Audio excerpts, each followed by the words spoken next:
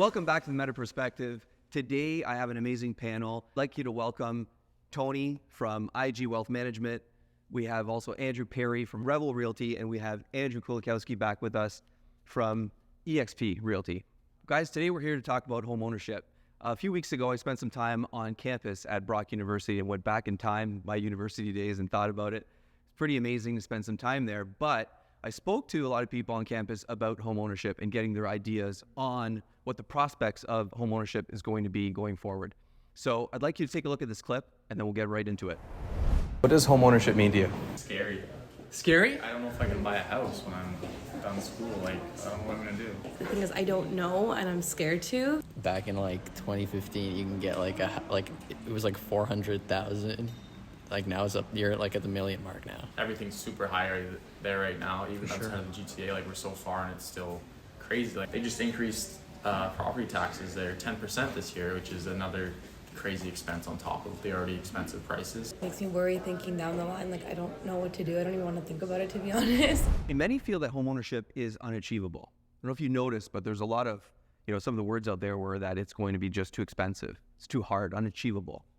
So why do you think that is? There's a lot of despair, but some of the social media has inflicted some of that pain on our young youth. Whereas you look at it and say, really, has it changed much over the last 40, 50 years? Maybe not. Maybe the perspective has changed.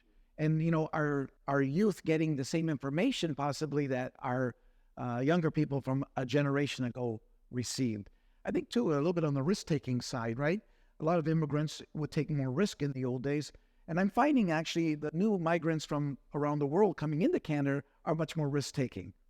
So that's something very interesting. I'm not sure how you guys see it. If you want my honest opinion, in college, I wasn't thinking about home ownership. I was thinking about where the next party was, if we were going to win at intramural hockey, and, seeing friends when I come home, during the holiday vacations. But how old were you when you bought your first home? 28. Okay, so relatively still, like, not that far after. Yeah, so that was about, 8 or 9 years ago. But in today's perspective, I do think that, things do get pushed back. But it was interesting to see that they were even talking about it or have thought about it, because I'll be honest, I don't think I was. Yeah, no, it's true. I agree with Andrew. One of the biggest things that I feel is influencers in your life. Who's in your surrounding, your network, that's maybe pushing you towards, home ownership. And in my scenario, I bought my house when I was 25. I had someone that was pushing me to do it. Right. And that was my biggest driving force in moving forward in the real estate world. And mine was a mentor. I mean, I had a cousin of mine older than me. And at 19, I bought my own place. Absolutely clueless, trying to figure it out. I went to the bank by myself, and I don't recommend that but on any accord, but, having those influencers, family or cousins, or could be anybody, or maybe an older mentor that maybe had done it in the past. Exactly. I think that's somewhat lacking nowadays, maybe in the change in the family dynamics. Well, that's a very good point. Sorry, Vince, but that's what I was going to say. Because growing up, the only person who I knew owned a home was parents with kids. So it was a family atmosphere. So, and that would make sense because people are, there's so many stats out there that people don't want to get into long-term relationships until later on. That some of them don't even want to have kids. And then yes, exactly. So once those once those commitments happen, then they're willing to look at it. Because I didn't, like I said, well, yes, okay, I was 28, 29, but it was when I met my partner, she was pregnant, and I'm like, okay, I'm ready. Let's go buy. Right, and what I noticed that there was some despair on campus that I realized that some people are just too unachievable in their mind, or it's not even there at this point, right? Some people would say that generation is not willing to sacrifice as much. Would you agree? I would say this. Hopefully, they would find somebody that would sow some positive energy into the conversation, because I think you're right. There is more despair, but the hope is still there if they can garner the advice of professionals or loved ones that have done it.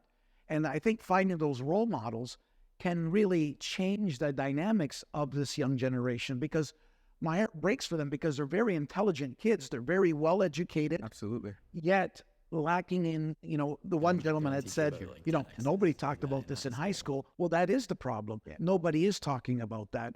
And so there is, amidst of the despair, there is hope if they would stretch out their hand and find the right person to connect with. Do they have the ability or the wherewithal to ask for advice? That is really different, especially now, again, in the dynamics of the social media, everything within 2 seconds. Are they willing to sit down and talk with a professional real estate agent, a mortgage broker, a financial advisor that can give them that insight to have that hope and a goal, but not only the goal. The goal is nice, but not enacting the goal is just words. So how do you get that goal enacted? So do you have a plan, right? And it's that something you sow that visualization into a young person. And it just hurts my heart because they're wonderfully talented, young, intelligent people that can really excel with the right advice. Yeah, and I mean, it does. In order to be able to be willing to seek advice, you have to kind of humble yourself. There's a certain level of humility that's required. I know in speaking to some people of that age category, a lot of them don't want to ask for help.